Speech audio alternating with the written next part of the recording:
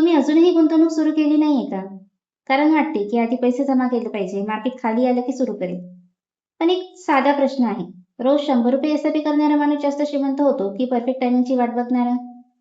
आजचा व्हिडिओ तुमचा इन्व्हेस्टिंग बद्दलचा विचार कायमचा बदलवू शकतो. नमस्कार मित्रांनो, आपल्या चॅनलवरती तुमचं स्वागत आहे. आज आपण असा एक इन्व्हेस्टिंग मिथ फोडणार आहोत जो भारतातील लाखो लोकांना गुंतवणूक सुरू करण्यापासून रोखतो. आणि शेवटी मी तुम्हाला असा आकडा दाखवणार आहे जो बघून तुम्ही कदाचित आज एस-आय-पी सुरू कराल.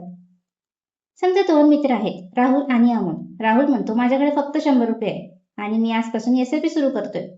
अमोल म्हणतो थांब, मार्केट खूप वर आहे, क्रॅश आला की गुंतवणूक सुरू करूया. 1 महिना जातो, 6 महिने जातात, 1 वर्ष जातं. पण अमोलचा अजून परफेक्ट टाइम आलेलाच नसतो. कारण एक सत्य आहे, मार्केटचा बॉटम आणि टॉप कोणीही अचूक ओळखू शकत नाही. आणि जर आपण आकड्यांकडे बघितलं तर 100 रुपये रोज म्हणजे महिन्याला 3000 रुपये. जर राहुलने 20 वर्षासाठी एस-आय-पी केली असेल तर सरासरी 12% रिटर्न जरी आपण एक्सपेक्ट केलं तरी त्याची गुंतवणूक सुमारे 7 लाखाच्या जवळपास जाईल. पण त्याचा कॉर्पस किती होईल माहितीये? जवळपास 30 लाखापेक्षाही जास्त. ते पण फक्त 100 रुपये इन्व्हेस्टमेंट करून. आणि जर अमोलकडे बघितलं तर समजा त्यांनी परफेक्ट टायमिंगच्या नादात त्यांनी 3 वर्ष गमावली. त्यांनी 3 वर्ष फक्त इन्व्हेस्टमेंटची नाही तर त्यांनी 3 वर्ष कंपाऊंडिंग ग्रोथची सुद्धा गमावली. त्यामुळे त्याचा कॉर्पस लाखो रुपयांनी कमी होऊ शकतो. इन्व्हेस्टिंग मध्ये सर्वात महत्वाचं काय आहे माहितीये का? परफेक्ट टायमिंग नाही तर टाइम इन द मार्केट. जगातील सर्वात यशस्वी गुंतवणूकदारापैकी वॉरेन बफेट यांनी सांगितलंय की संपत्ती निर्माण करण्याचे रहस्य म्हणजे वेळ आणि कंपाऊंडिंग. मार्केट वर जाईल, खाली येईल, पण नियमित एस-आय-पी तुमच्या मार्केट टायमिंगचं टेन्शन जरा कमी करतो. जर आपल्याला स्टॉक मार्केटमध्ये गुंतवायचं असेल तर तेव्हा असतो किंवा ह्या स्टॉकने ब्रेकआउट दिलं तर मी यामध्ये एंट्री घेईल, किंवा हा स्टॉक जेव्हा सपोर्टवर असेल तेव्हा मी यामध्ये एंट्री घेईल.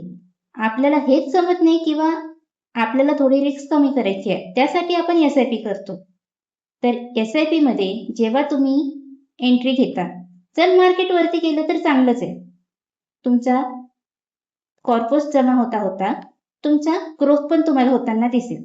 पण या उलट मार्केट जर खाली येत असेल आणि तरीही तुम्ही एस-आय-पी तुमची कंटिन्यू ठेवली तर इथे तुम्हाला रुपी कॉस्ट ॲव्हरेजिंगचा फायदा मिळतो आणि तुमच्या कंपाऊंडिंगला सुद्धा टायमिंग मिळतो. समजा एक झाड लावायसाठी सर्वोत्तम वेळ होती 20 वर्षापूर्वीची. कारण जर तुम्ही तेव्हा झाड लावलं असतं तर त्याची फळे तुम्हाला आता मिळाली असती. आणि दुसरी सर्वोत्तम वेळ आहे ती म्हणजे आज. जर तुम्ही आता ते झाड लावलं तर त्याची फळे तुमच्या मुलांना, तुमच्या नातवांना मिळतील. इन्व्हेस्टिंगसाठीही हाच नियम आहे.